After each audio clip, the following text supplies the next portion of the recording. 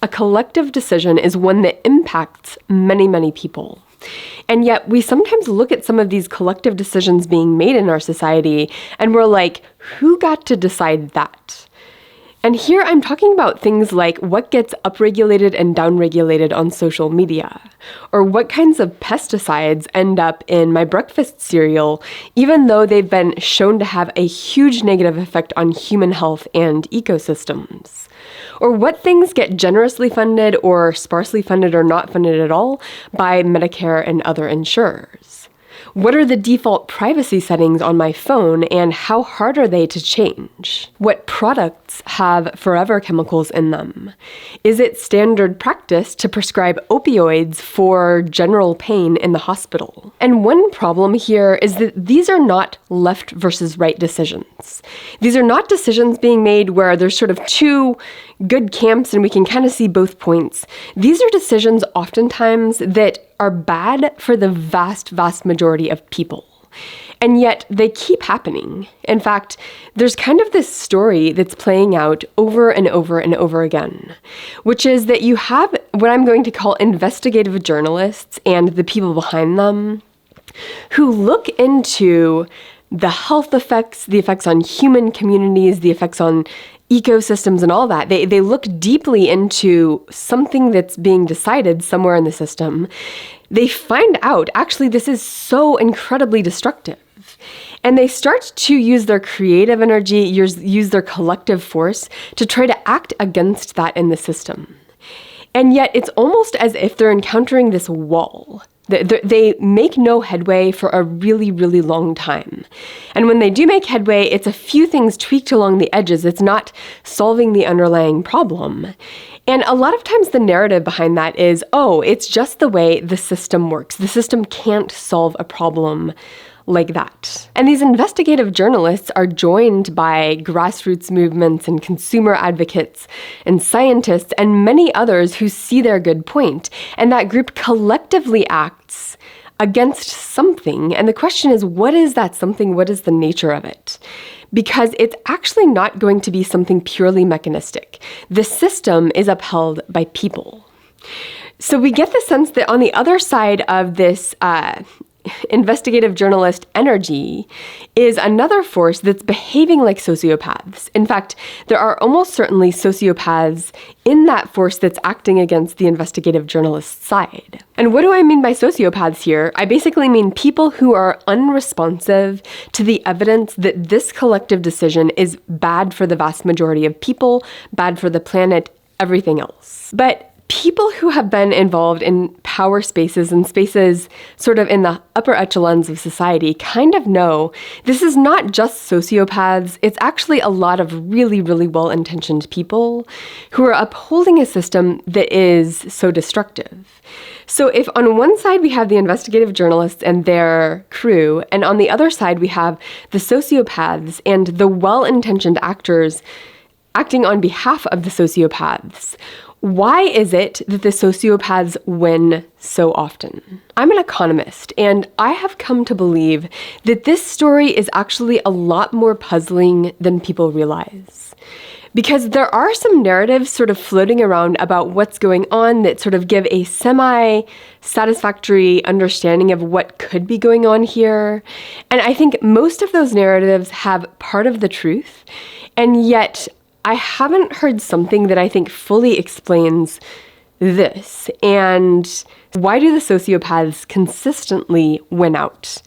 And to understand that, I do think we need to understand the economic mythology in our minds and how that contributes to this problem. I define an economic mythology as a set of stories and ideas and anecdotes and concepts that uphold how we understand our economic system to work, and in particular, what we consider to be legitimate and illegitimate economic activity. That's the way I define it. And what I'm suggesting here is that there's something about what we consider to be legitimate behavior that is allowing the sociopaths to win. And this is something that is just upheld by the minds of the population. And the change in what we consider legitimate and illegitimate could actually be the key to changing this dynamic. So what I would like to do for the rest of the video is to take one case of an executive making one of these collective decisions and to lay out a narrative that I think is kind of implicit in people's minds about what's going on and why it's legitimate. And I want to provide just some counter narratives that might go against that. And I want to be really clear here that I'm not saying the narrative in people's heads is entirely wrong. As a matter of fact, I think almost every narrative out there has some truth in it. And the fact that we constantly think in this either it's true or it's false mode allows us to not see what's going on, because we see something's at least a little bit true, so we stick with it, and we don't fully see the ways where it's not capturing the breadth of reality. One last thing before I go into this is not a critique on markets at all. Markets can do amazing things underneath the right institutional structure. It's just markets are downstream of an institutional structure that sets up the rules of the game for that particular market. And I don't think there's any system in existence that's not going to have markets as some part of it. But the reason I'm saying this now is because markets are bad could be a false snap-to-grid mode of thinking for interpreting what I'm about to say. And our minds have somehow been trained to think along the lines of this grid that has been handed down to us somehow. And in laying out some different ways of thinking about economics, I'm trying to get us to avoid the snap-to-grid mode of thought that characterizes the existing discourse, because I am convinced that most of reality, is between the lines of the grid. Now, one concept that I use a lot in analyzing economic narratives is the concept of attunement. Whose needs and values and desires is our economic activity attuned to? And whose needs and values and experiences can the economic system completely ignore? And we want to look at this in light of these collective decisions. Now let me set up the existing narrative and the things that are implicit in our thinking that makes us think the economic system as it is well attuned to the needs of the population and the values of the population. So we'll have three characters in our story. We'll have our corporate executive, which could be a national corporate executive who's making some of these very decisions I opened the video with. Or it actually could be a corporate executive in a small town, and actually the story is going to look really different in these two settings. As a matter of fact, this narrative I'm setting up will actually work much, much better in the small town setting, and I think that's one of the problems we have in thinking about economics, is that we think it through on a small scale, like as if it were a small town economy, whereas the system kind of changes when you zoom back to the larger economy, and we'll see that here. So first is our corporate executive, second is our banker, and our banker she's in charge of holding the corporate executive accountable to the way the system's set up, to making good decisions according to market values. And then we'll have our general population. The story of attunement here goes like this. The corporate executive has an incentive to be well attuned to the needs and values of the population because his financial success depends on that. And of course, the collective intelligence mechanism of the market is the thing that aligns the corporate executive's decision-making with the needs of the population. The banker's role in this story is to sort of back up and bolster that incentive mechanism. She's in charge of making sure that his decisions actually align with what will bring in the most money according to the market. Her job, according to this story, is to be well attuned to the needs of the population, and anytime the corporate executive's decisions deviate from what would serve the population well, she's going to say, well, I'm not going to finance your next project. I'm not going to give you the money you need to make your business vision happen because you're not well aligned with the population's needs. That's the narrative. To dig in here, we're going to need the concept of money as a secondary motivator. How does this help us to understand the existing narrative? And how does it help us to open our minds to new ways of viewing that narrative? Money as a secondary motivator means money is not desired in and of itself. It's desired because it brings something more primary that people value. And this could be security, it could be status, it could be ability to invest in your church or a charity that you care about or a political cause you care about. It could be ability to afford your kids' college. Money allows people to channel material investment into their values, whether those values are wholesome or selfish. selfish. Even though money is always a secondary motivator, power can be either a primary or a secondary motivator. So if somebody recognizes that there are issues with ecosystems being destroyed and with children's health and with communities that are disadvantaged economically, and they want to actually affect change in those areas, those people might pursue power as a secondary motivator, where the primary motivator is healing in these areas they care about. But power can also be a primary motivator in and of itself. People sometimes desire power for power's sake, and to some degree we could say that might be something that's behind our sociopaths who are not responding to the evidence from the investigative journalists. In fact, I talk a lot about power to the powerful on this channel, and the desire of power for power's sake, power as a primary motivator, is one force behind that. Applying this to our existing economic narrative, we notice that the thing that attunes our corporate executive to the people is money. In other words, we're kind of assuming that his living out of his values is taking place outside of his job. He makes money through his job to invest in his kid's hockey habit, his kid's college, his wife's remodeling of her kitchen, whatever his church's values. Maybe he wants to donate to his church and affect change positively through the charities he donates to. So his main avenue for living out his values is apart from his job, apart from his position. What if we relaxed that assumption such that the corporate executive noticed, actually, he has some power. He has the ability to make some collective decisions from his role in the system. So what if he decides, actually, I can live out my values through this role that I embody? Is this good or is it bad? And I would like to look at this at a small town level and then at the national level separately, just to think through how it might be different at those different scales. So in our small town, we'll have our corporate executive owning 3 of the 8 restaurants in town. With that role, how can he live out his personal values? And one way might be he might paper the walls with Jesus memorabilia. He might give priority and precedent to social groups in town, such as the Little League and the hockey that his kid's part of, the Little League that he coaches. Maybe he gives the First Baptist Church priority over the back rooms, the social space in this small town on Sunday afternoons. So he's basically sort of upregulating a little bit and facilitating the social values that he cares deeply about. And you might imagine somebody in town objecting, saying, you shouldn't put religious memorabilia on the walls. It's alienating for some members of the town. And some of them might say, you should give priority to the music groups and the Kiwanis Club, not just the Little Leagues. That's biased toward your own values, your own preferences. But he can say, well, it's my business. I get to make this decision. And there's a little bit of will to power behind that desire.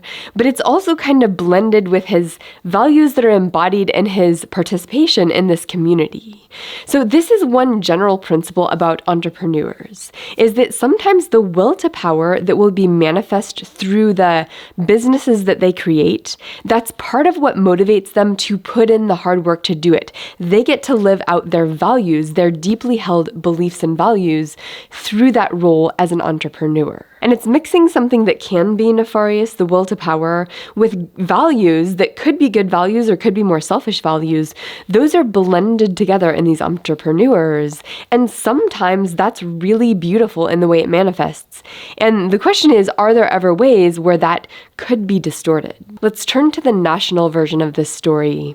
And I'm going to give a couple of examples, but this is not about the examples. My point here is that people live out their values directly through their job and the collective decisions they make through their job, not just through the money they make in their job being invested outside their position. So what is the national equivalent of putting Jesus memorabilia all over the restaurant walls? One example might be a person who's in charge of a large retail outlet like Target, and they're deciding what types of clothing should we offer in our children's clothing department. If they wanted, they could put their preferred religious or ideological symbol on half of the children's clothing. And of course, the parents can just choose other children's clothing if they don't like that particular religious or ideological symbol. But this could also cause a fight between them and their child if their child wants the dress with with the tutu, and the tutu has that ideological symbol that they don't like. So there is an element of what is on offer in stores, what is on offer, what is available. There is an element of a collective decision in that. And I realize it's not a huge deal. It's not a big collective decision, but these little collective decisions, when they're made over and over around the edges, can perhaps bend things toward the values of the people who can make those collective decisions. Similarly, our banker who's in charge of financing movies could only attune her energy to what the population wants, or she could attune her energy and give higher preference to movies that share her values. If she has woke values, maybe half of the movies she finances are woke movies, and maybe the loss in potential money from doing that is vastly outweighed by the knowledge that she is spreading values she believes to be good and wholesome and healthy for the population. Now, if we return to our attunement map from our existing narrative, one change we've made to this is that the attunement is not just to the people, it's also to the people in these decision-making roles who may want to live out their values through their role. But it's not just those individual people in an isolated way, because everybody's values are formed in a social community of people around them that they care about and trust. And we might even at this point return to the mystery of this video, which is, why are the investigative journalists so often losing out against the sociopaths? And one answer has to be that our economic system is not attuned to the investigative journalists and the army of people behind her who are trying really hard to support her. It's just not attuned to those people. It's somehow more attuned to the sociopaths. And the fact that some of these people making these collective decisions are living out their own social values, that should actually support the investigative journalist, because most people who read her work recognize the problems she's trying to highlight. So we haven't yet solved the problem, but let us return to the social networks around the people making these collective decisions. And this includes our corporate executive, but also bankers and also people inside government who have the power to make a lot of key collective decisions. It's all of those people. If we look at the social networks around those social networks are mostly going to be people who are good people attuned to good values. But if you mix in there a few sociopaths who don't care, who are really after power for power's sake, and if those people are skilled at playing the persuasive game, at sort of speaking the social language of those around them, there could be a little bleed into that social network of values that are dismissive of things like the investigative journalist's concerns. But let's return to our existing economic narrative to see, is there anything else we can glean that will help us better understand the investigative journalist's problem? And in particular, I'd like to think about attunement and the market. Because in our story, both the executive and the banker are attuned to the people because of the market. Now, we've pointed out already that the market is always underneath an institutional structure that shapes the way that market will play out. Different markets will direct people's attunement very differently depending on the institutional structure. The market has a $1, one vote property to it. And when we hear that, our minds sometimes gravitate to a rich versus poor story. And that story has some truth in it, but I've become convinced that it is massively distorting the way we understand our economic system and blinding us to some things that are really going on. The existing partly true narrative about the rich goes something like this. If somebody cures cancer, they should have more money than other people. Our system should reward that kind of behavior that is well attuned to the population, that is creating value for the population, that is working hard and investing their heart and soul and spirit in doing that.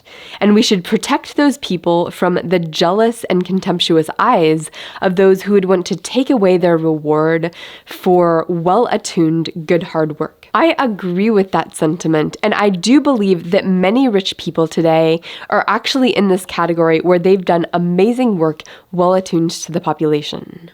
But what if somebody got rich by sucking up to people who dole out government contracts? What if they got rich from engineering addictive products? science, or promoting propaganda, or putting out studies on shaky scientific validity that oppose our investigative journalist. If that's how they got rich, is that the kind of thing we would want our system to reward? Our current narrative says people get rich from hard work and sacrifice. But it's hard work sucking up to government bureaucrats, and it's sacrifice selling your soul to the devil to create addictive products. These people are creating value. The question is, value to whom? Is that value attuned broadly to the population, or is it attuned to a specific group of people who don't care about the realities our investigative journalist is bringing forth? What percentage of our rich people got that way from attuning broadly to the population, and what percentage got that way from attuning ultimately to people who have this power to the powerful drive behind them? And does it matter? Our existing narrative sometimes looks at markets and ignores the institutional structure above and structuring those markets and says markets attune the economic activity of our system broadly to the population. That's the existing narrative. A surface level and incomplete update to this narrative says markets attune well to the rich. A deeper recognition of what's going on is going to add a third group of people, and this is people with decision-making power inside large-scale institutions, inside corporate bureaucracies, government bureaucracies, and other such organizations. The magnitude of attunement pull for that group compared to the richest 1% in the country is massively, massively distorted. And I sometimes use the example of a banker who's deciding what furniture company to finance. If we compare a furniture company targeting the general population, a furniture company targeting the rich, and a furniture company of somebody making decision for the furniture that will go in restaurants all over the country, a national chain of restaurants, a wise investor is going to spend a lot more time thinking about the decision made by the chain restaurant company than the other two groups. That particular example doesn't fully capture the magnitude of this problem, but I'm just trying to get it going in your mind. Our investigative journalist has so many people behind her that if the attunement were more broadly distributed across the population, there's no way that her and her army of people behind her would not make headway against the forces of the system. That's not what's happening, so our system is not broadly attuned to the population. That would capture her and her army. There's one last part of our economic mythology that I want to highlight if we want to understand our investigative journalist's problem. Specifically, I want to open our minds to the possibility that the economic game at the higher layers in our system differs significantly from the economic game at the lower layers of our system. And in our story, I had a small town version, which is oftentimes the way we imagine things in our heads, and I had a national version, and of course there can be an international version. Money and power may not work the same way on these different scales. And when I say higher layers of the system here, I'm talking about people who are networked close to the collective decisions that matter most for the most people. And many of the decisions that our investigative journalist is trying to call out are that kind of decision. So I just want to point out 3 things about the way the game may operate differently at higher layers. First off, at higher layers in the system, finance is an evolutionary game in a way that it can't really be at the small town, small business finance level. And I'm not going to fully explain what I mean by this here, but I want to give a little bit of indication. In our standard narrative, if we turn to our banker and relax the assumption that she's only attuned to market mechanisms and start to assume maybe she might want to implement her own values through her role, if we think about it that way, we can imagine she could want to implement her values that have to do with her religious or ideological commitments and her vision for a good society. Or on the other hand, her values might relate to gaining more power for power's sake. This is somebody who's going to contribute to the powerful dynamic. And of course, I'm more worried about the latter type, but sometimes the latter type will use the more authentic people instrumentally to achieve purposes. All of that's at play. But whether a person's values are good and authentic or evil and power-seeking, that person can promote their values in an evolutionary way by upregulating the percent of projects that align with their values and giving more money, more interest into projects that live out their values, and down-regulating projects that go against their values. That's sort of the idea. And one of the reasons I wanted to mention this here is because sometimes our investigative journalists and her crew actually win some battles, and they're excited. Oh, they feel perhaps like they're making headway. But what they find is in the long run, that those wins are swamped by losses that work against them. And that larger tide against the investigative journalists, that is an evolutionary force at play, which is determined through the finance system. The local banker who's financing a few projects here and there can't really think of their role as changing the way the economy evolves, whereas large investment firms like BlackRock, State Street, and Vanguard can actually think of their decisions and what kinds of decisions they upregulate and downregulate as actually moving through the economy and changing the way the entire economy, the ecosystem of the economy, evolves. My second claim about the nature of the game at the higher layers in the system is that there are tools for shaping the attention landscape, the information landscape, and the social values in spaces close to where these collective decisions get made. This includes control over the pathway of upward mobility, who gets to embody these roles of power, and what sorts of things must you pay attention to or not pay attention to if you aspire to those roles. How does information flow through these large-scale institutions? What kinds of information gets upregulated and becomes more salient for people in the communities inside these institutions? And what kind of information gets pushed to the side or degraded in some way? There's the notion of veto power, where a committee makes a decision and somebody comes along who has the power to withdraw financing and vetoes that decision and says, no, make a different decision. That kind of thing can happen inside these large-scale institutions. And these forces are ones that are not always on people's minds when they're thinking about how our economic system works. Finally, money and power can be used to shape the attention landscape, the informational landscape, and the social values of people all across society. And this is not just through advertising and propaganda, although obviously those play a role. The algorithms and artificial intelligence are obviously increasingly playing a role in shaping these things. Who owns the tools for shaping the attentional landscape? Whose right is it to make those decisions? And what if attention is sacred?